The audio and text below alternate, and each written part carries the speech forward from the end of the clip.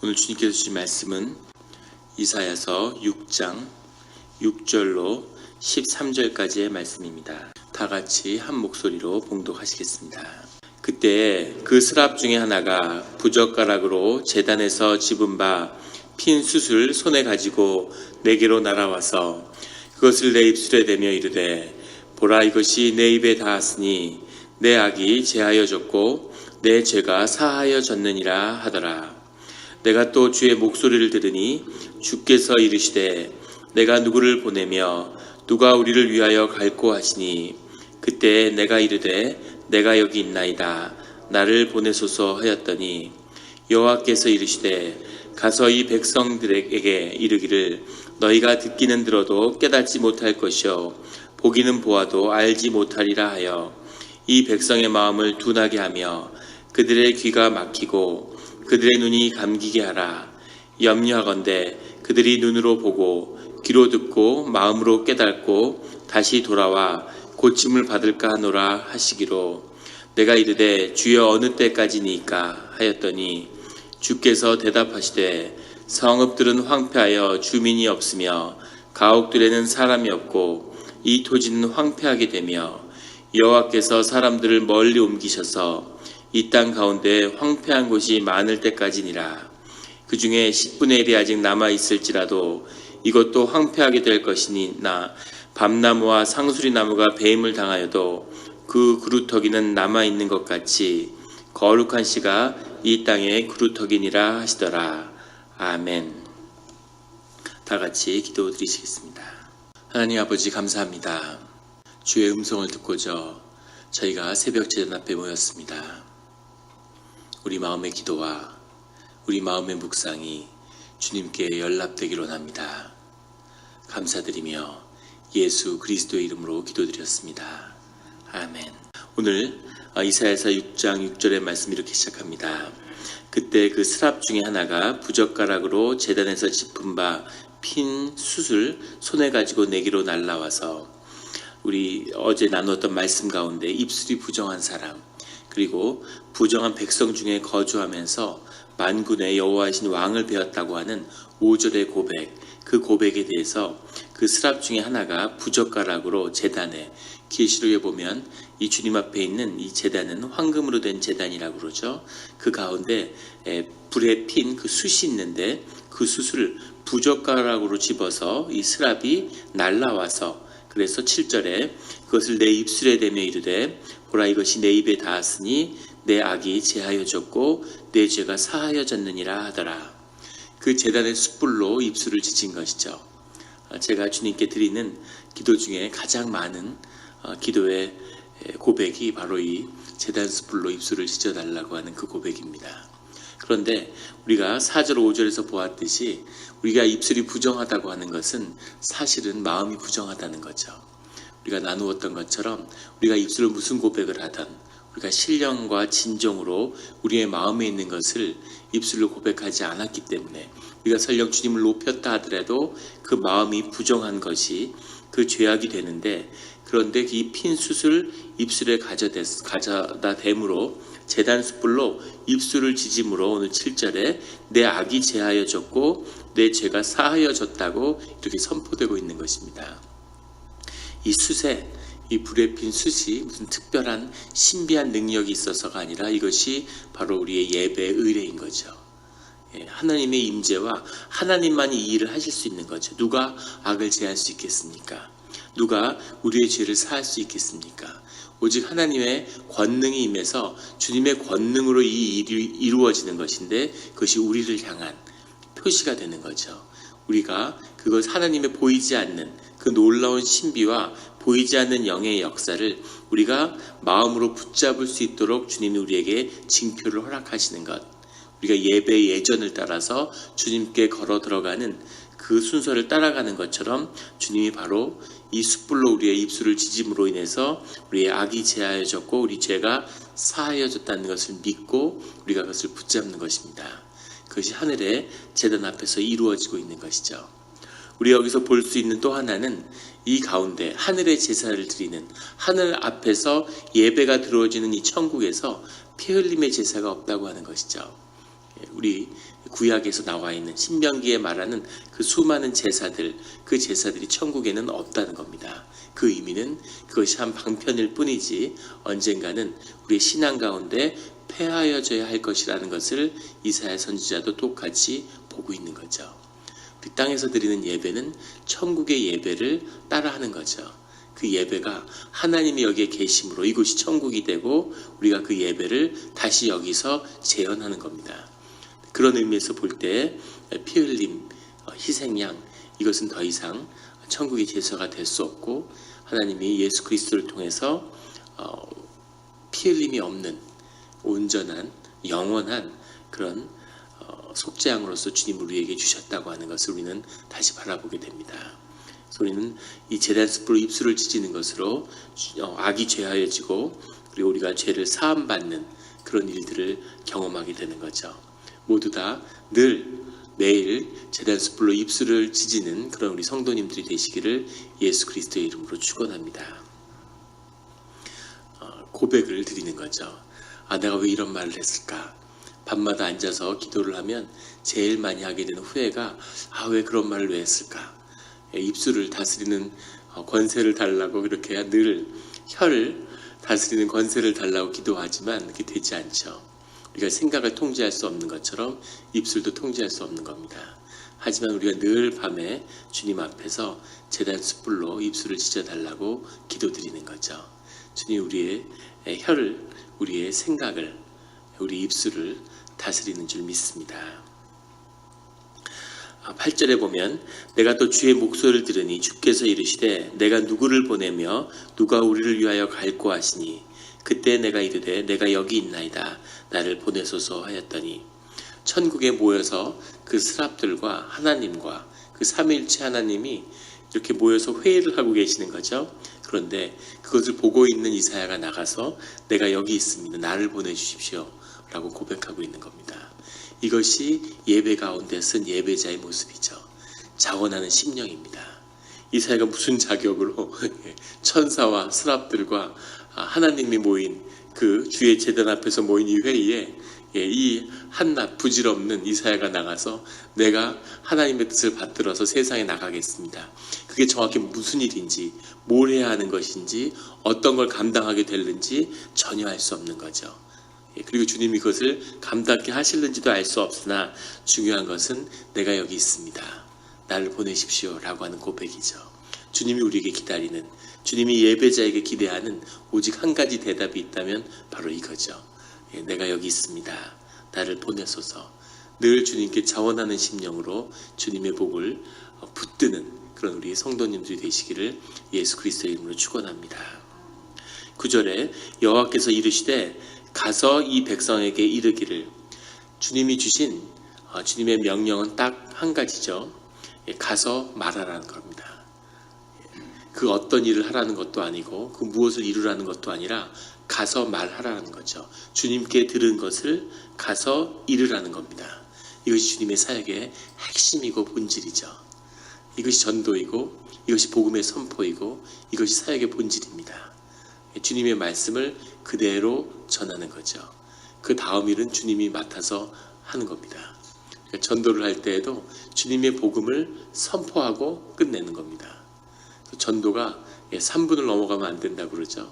그런데 막 인간적으로 설득하려고 그러고 어떻게든 마음에서 이렇게 교회로 인도하려고 그러고, 근데 절대로 인간적으로 되는 것도 아니고 인간적으로 되면 더 안 되겠죠. 그것은 하나님의 뜻에 있는 그대로 거기까지만 하고 그리고 하나님의 뜻에 맡기는 거죠. 하나님께 올려드리는 겁니다. 마음속에 전도하거나 또는 가족 가운데, 친구 가운데 전도하는 자가 있을 때에는 그것을 주님께 새벽 제단 앞에 올려드리면 되는 거죠. 그럼 주님이 반드시 역사하십니다. 일본에서 공부할 때 일본의 크리스찬들을 만나게 됐는데, 처음 만나게 된 거죠, 인생 가운데. 근데 그분들이 굉장히 소외되고 핍박 가운데서 신앙생활을 합니다. 그렇다고 마이너리티는 아니에요. 일본에 크리스찬이 0.67%밖에 안 되는데, 그런데 복지재단의 자원봉사자의 70%가 크리스찬이라고 합니다. 그러니까 그 사회를 이끌어가고 있는 거죠. 일본에서는 심지어 크리스찬들이 크리스찬이라고 하는 그 증명서를 교회에서 발급해주면 그걸로 대출을 받을 수 있답니다. 믿어지세요? 예. 크리스찬이라 그러면 그 신용으로 교회에서 대출을 해주는 걸 믿을 수 있다는 거죠. 예. 아마 한국 교회는 목사라 그러면 절대로 대출 안 해줄 뿐 아니라 대출 해줬다가도 목사라는 걸 알면 아마 대출을 회수할지도 모르죠. 예. 그러니까 사실은 숫자가 중요한 것이 아니라 그 얼마나 헌신된 믿음의 사람들이 있는가 하는 것이 중요한 거죠. 그런 그 일본의 크리스찬들, 왜 크리스찬으로 살까? 이런 말씀을 간증을 들어보면 신기했던 건 예외 없이 그분이 크리스찬이 되기를 위해서 기도한 사람들이 있었다는 겁니다. 오랜 시일 기도한 사람들이 있었다는 거예요. 제가 한국에 돌아와서 그때 온누리교회 나가서 한번 예배를 드리는데 참 세상엔 하나님이 안 계신다고 말할 수 없는 것이 그 교회에 뭐 몇천 명의 예배를 드리는 거죠. 근데 누가 뒤에서 등을 툭툭 치는 거예요. 그 뒤를 돌아다 보니까 한 부부가 앉아 있는데 일본인 부부가 앉아 있는 겁니다. 근데 저희 집사람, 저는 일본에서 교회를 다니지 않았는데 저희 집사람이 다니던 교회의 신자예요. 그런데 저를 크리스찬이 되게 해달라고 이렇게 기도의 제목을 교회에 내놔서 같이 매일 기도했다는 거죠. 그래서 그분들이 기도하다가 한국에 왔는데 예배를 드리려고 왔는데 거기서 만난 겁니다. 미리 연락한 것도 아닌데. 그래서 저희 집사람을 알고 전 모르는 거죠. 저희 부부가 앞에 앉아 있으니까 같이 예배 드리는 모습을 뒤에서 보고 그리고 기뻐서 바로 앞줄 뒷줄에 앉은 거예요. 그 수천 명 가운데서. 그분들이 그렇게 기뻐하는 겁니다. 내가 교회 나왔는데 이렇게 기뻐하는 사람들이 있다니. 참 신기했던 경험이 있는데 그런 거죠. 하나님이 그 기도를 들어서 하시는 거죠. 이사야한테도 가서 이르라고만 말씀하신 겁니다. 그래서 이사야가 가서 이르는데 뭐라고 말씀하시냐면 너희가 듣기는 들어도 깨닫지 못할 것이요 보기는 보아도 알지 못하리라 하여 말씀을 전하는데 너희들이 말씀을 전해도 못 알아들을 거다. 이렇게 전하라는 거죠. 이런 말을 뭐하러 전할까? 그런데 말씀이 말씀대로 증거되어야 하는 의미가 주님 가운데 있는 거죠. 10절에 이 백성의 마음을 둔하게 하며 그들의 귀가 막히고 그들의 눈을 감기게 하라. 둔하게 하며라는 것은 살찌게 하라 이런 뜻입니다. 기름기가 끼게 하라. 그 마음에 귀가 들리지 않게 하고 그들의 눈이 흐려지게 하라 이런 거죠. 염려하건대 그들이 눈으로 보고 귀로 듣고 마음으로 깨닫고 다시 돌아와 고침을 받을까 하노라 하시기로. 그러니까 어떤 주님의 레드라인을 사람들이 넘어간 거죠. 이스라엘 사람들이. 고쳐라. 회복돼야 된다. 이런 말씀이 증거됐는데 그 말씀이 다 버려지고 이제는 하나님의 심판이 결정이 된 겁니다. 그래서 이제 와서 오히려 돌이킬까 봐 눈과 귀를 어둡게 하라는 거죠. 그런 가운데서도 주님의 말씀과 그 심판의 영은 이 땅을 향해서 계속 선포되어야 하는 겁니다. 11절에 내가 이르되 주여 어느 때까지니까. 이사야가 주님의 말씀과 그 심판이 결정되었음을 들었지만 이것이 끝이 아니라고 하는 믿음을 이사야가 가지고 있는 거죠. 그래서 주님 언제까지 주님 이렇게 유다의 백성들을 이스라엘의 백성을 이 예루살렘의 백성을 버려두시겠습니까? 라고 주님께 묻는 겁니다. 이것도 쉽지 않은 것이겠죠. 주님 앞에 서서 주님의 음성이 들리는데 주님이 심판의 때가 왔다. 돌이키지 않겠다. 그런데 거기서 주님 언제까지 이렇게 하시겠습니까? 라고 묻는 것도 아주 담대한 이사야의 놀라운 신앙의 고백입니다. 주님께 자신의 있는 마음을 솔직히 고백드리는 거죠. 주님 언제까지 이렇게 하시겠습니까? 칼빈 같은 이는 심판의 본질을 버려둠이라고 그렇게 증거하고 있습니다. 주님이 뭘 괴롭히거나 벌 주는 게 아니라 있는 그대로 그냥 버려두는 거라는 거죠. 그러면 주님의 심판이 이루어진다는 겁니다. 우시야 왕 때예요. 유다 왕국이 가장 번영할 때입니다. 사람들이 다 행복하고 다 좋아해요. 그런데 이사야는 통곡을 하고 있는 거죠. 망했구나. 끝이 났구나. 이렇게. 돌이킬 수가 없구나.